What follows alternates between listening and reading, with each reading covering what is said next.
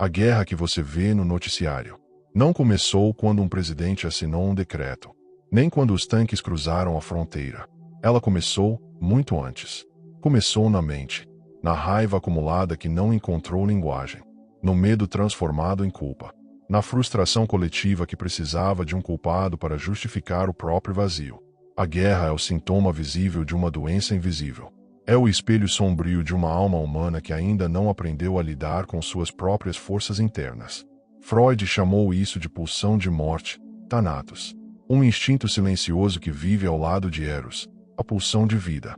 Duas forças opostas, disputando não apenas o destino do mundo, mas o destino de cada indivíduo. Carl Jung vai além. Ele diz que o inconsciente coletivo carrega arquétipos sombrios. E quando não os olhamos, quando os varremos para debaixo do tapete da civilização, eles emergem como guerras, massacres, purificações étnicas. A guerra, então, não é um acidente. É uma repetição inconsciente de conteúdos reprimidos. É o colapso da alma coletiva quando ela não suporta mais fingir que está em paz. E é aqui que nasce a pergunta mais incômoda desse vídeo. A guerra é um erro, ou uma expressão inevitável da nossa própria incapacidade de lidar com o que somos? O conflito como motor da identidade coletiva. A guerra cria inimigos. Mas antes disso, ela cria identidades. Desde as primeiras tribos, os humanos aprenderam a se reconhecer em oposição a algo. A sensação de nós só fazia sentido porque existiam eles. E esse padrão tribal não desapareceu. Ele só ganhou bandeiras, ideologias, fronteiras e discursos sofisticados. A psicologia social mostra que nosso cérebro ainda opera em termos de grupo. Queremos pertencer. Precisamos pertencer. E o medo de ser excluído do grupo ativa as mesmas áreas cerebrais da dor física. Por isso, o inimigo externo se torna funcional. Ele une. Ele justifica. Ele oferece uma razão para as nossas fraturas internas. Eu sofro, porque aquele povo existe. Minha dor é culpa do outro. Jung dizia que tudo o que negamos em nós, projetamos. E quando projetamos em massa, nasce a guerra. Não porque queremos sangue, mas porque não conseguimos mais conviver com o espelho que o outro representa. A guerra, nesse sentido, é um teatro coletivo da sombra. Uma tentativa de destruir aquilo que, secretamente, também vive em nós. É o medo de olhar para dentro, disfarçado de patriotismo. Porque quando o espelho se torna insuportável, a mente prefere quebrá-lo do que se ver. O desejo de destruição, a pulsão que a cultura silencia, mas a guerra liberta. Por trás das estratégias militares, dos discursos inflamados e das bandeiras hasteadas, há uma força muito mais primitiva pulsando em silêncio. O desejo de destruir. Freud, talvez com mais coragem do que a maioria dos teóricos modernos, afirmou que o ser humano carrega em si uma pulsão inata pela morte. Uma força interna que não busca apenas evitar a dor, mas, paradoxalmente, encontra prazer no colapso, na ruptura, na negação da continuidade. A civilização, segundo ele, é construída justamente para conter essa energia. Mas nenhuma contenção dura para sempre. A guerra é um momento em que essa força reprimida ganha permissão social. Ela se torna uma catarse coletiva. Um alívio subterrâneo. De repente, o que era proibido se torna honrado. Matar vira dever. Destruir vira prova de amor à pátria. E a violência ganha uma narrativa heroica que anestesia a culpa. Por quê, então, tantas sociedades parecem se sentir mais vivas em tempo de guerra? Porque a adrenalina, o medo, a intensidade, tudo isso rompe com o tédio, com a alienação emocional da vida cotidiana. Homens que se sentem inúteis, invisíveis, desumanizados em tempos de paz, de repente se tornam úteis, necessários, honrados. A guerra oferece significado, mesmo que seja um significado construído sobre ruínas. A destruição, então, não nasce da maldade pura, mas do vazio, do desejo inconsciente de quebrar o que existe para tentar, quem sabe, construir algo que finalmente faça sentido. Quando não há espaço para expressar dor, ela transborda em raiva. Quando não há espaço para o choro, ele se transforma em pólvora. A guerra é, muitas vezes, a linguagem final de uma sociedade que esqueceu como sentir. O mito do herói e o fascínio arquetípico pela guerra. Existe algo quase místico na forma como culturas diferentes, em tempos diferentes, sempre retornam à figura do herói. O guerreiro solitário. O mártir. O salvador. Ele está em todas as mitologias. De Gilgamesh a Ulisses, de Moisés a Frodo, de Aquiles a Luke Skywalker. Joseph Campbell, ao estudar esses padrões, chamou isso de a jornada do herói.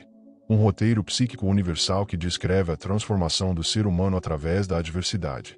E, invariavelmente, essa adversidade toma a forma de um grande conflito. Uma batalha. Uma guerra. Mas e se esse fascínio pela guerra não for apenas histórico ou cultural, e sim espiritual? Jung dizia que todos carregamos arquétipos, imagens primordiais que vivem no inconsciente coletivo e moldam nossas escolhas, desejos, medos. O herói é um desses arquétipos, e ele só se realiza plenamente quando atravessa o campo de batalha. É por isso que tantos jovens se alistam em exércitos. Por isso tantos filmes de guerra nos comovem. Por isso tantas pessoas, mesmo inconscientemente, buscam lutas em suas vidas, seja no trabalho, nos relacionamentos ou nas redes sociais. Não estamos apenas reagindo ao mundo. Estamos tentando encenar uma jornada interior. A guerra lá fora é, muitas vezes, um reflexo distorcido da guerra que ocorre dentro de nós. A batalha contra o medo, contra o abandono, contra a insignificância. Mas aqui está o perigo. Quando a mitologia não é integrada, ela vira tragédia histórica. Quando o herói interior é ignorado, ele se projeta em líderes autoritários, em guerras santas, em ideologias radicais. A sombra do herói é o fanático, o que destrói em nome da luz que nunca olhou verdadeiramente. A guerra só deixa de ser inevitável quando cada ser humano se permite viver sua própria jornada de individuação. Quando entende que a grande batalha não é contra o outro, mas contra o que nele ainda não foi abraçado. O ciclo da vingança e o contágio do ódio. A guerra raramente termina quando o inimigo cai. Ela apenas muda de forma e continua circulando, como um fantasma invisível, entre gerações, famílias, ideologias. O antropólogo René Girard descreveu um fenômeno sutil e brutal: o desejo mimético.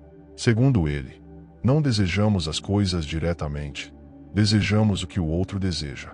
E, quando esse desejo se torna conflito, projetamos a violência num bode expiatório. Alguém precisa pagar o preço pela nossa dor. É assim que o ódio se reproduz. Você não odeia o outro porque ele é seu inimigo. Ele se torna seu inimigo porque, inconscientemente, você projetou nele aquilo que não quer encarar em si. A raiva que sente do outro é, muitas vezes, um espelho invertido da sua própria vergonha, da sua impotência, da sua dor não digerida. O desejo de vingança funciona como uma cola identitária. Mantém vivo o sentido de si em relação ao outro. Se eu esquecer o que você me fez, quem eu sou então? Esse apego ao ressentimento, pessoal ou coletivo, transforma a dor em identidade. E identidade moldada na dor pede repetição. Guerra, retaliação, agressão, não como atos de justiça, mas como tentativas trágicas de preservar o próprio ferido. Em tempos de redes sociais, de polarizações e de algoritmos emocionais, o contágio psíquico do ódio se acelera.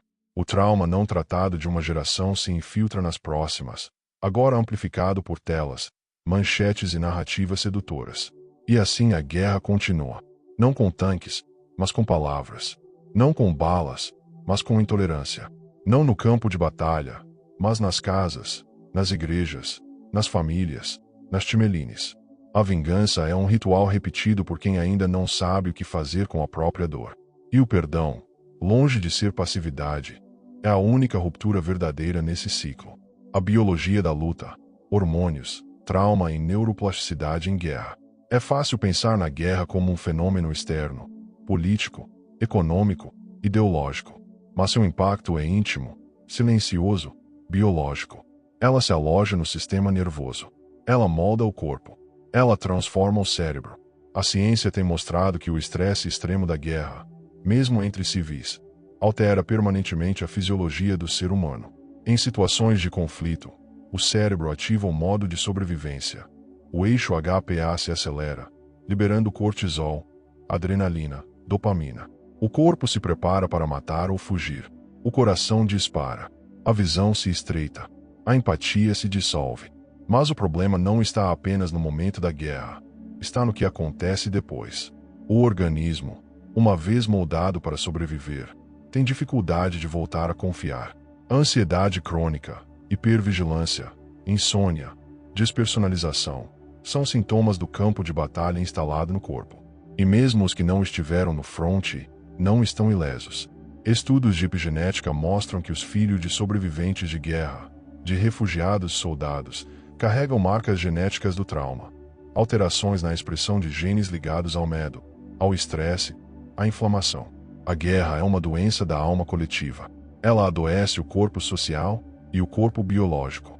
Ela não termina com o tratado de paz, porque seu rastro se aloja na carne, nos neurônios, nos filhos que nascem com os olhos já marcados por um medo que não viveram. O campo de batalha está dentro, e só será desativado quando cada corpo for ouvido como ele é, um oráculo da alma.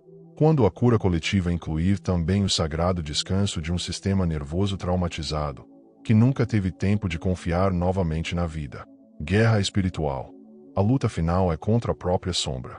Por mais que desejemos explicações geopolíticas, ideológicas ou econômicas para as guerras, há uma verdade mais profunda e mais desconfortável. Toda guerra externa é um sintoma de uma guerra interna não resolvida. Carl Jung dizia que enquanto o inconsciente não se torna consciente, ele comanda a sua vida, e você o chama de destino. A guerra, nesse sentido, não é apenas uma tragédia política. É uma expressão arquetípica da sombra coletiva. Quando negamos nossas próprias contradições, fragilidades e impulsos destrutivos, projetamos tudo isso no outro. Criamos vilões para não ter que confrontar nossos próprios abismos. A guerra é, então, o resultado de uma espiritualidade amputada, aquela que fala de luz, mas recusa olhar para as trevas.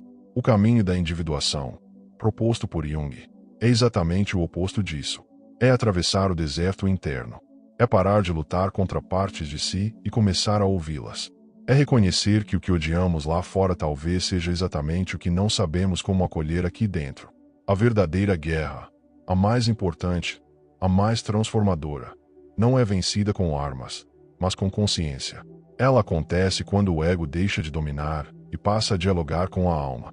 Quando paramos de fugir da dor e decidimos finalmente integrá-la. E aqui está o paradoxo.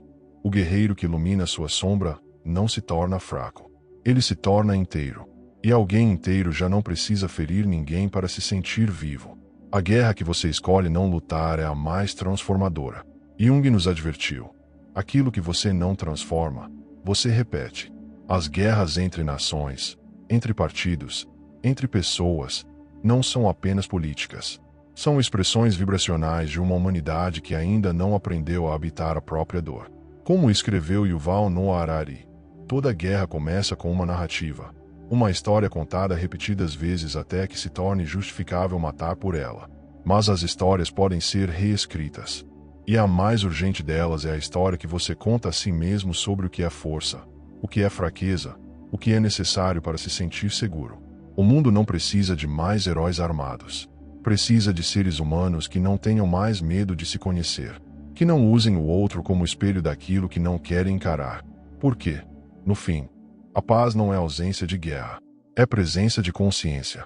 E talvez o único campo de batalha que realmente vale a pena seja o da alma, onde não se mata para vencer, mas se integra para florescer.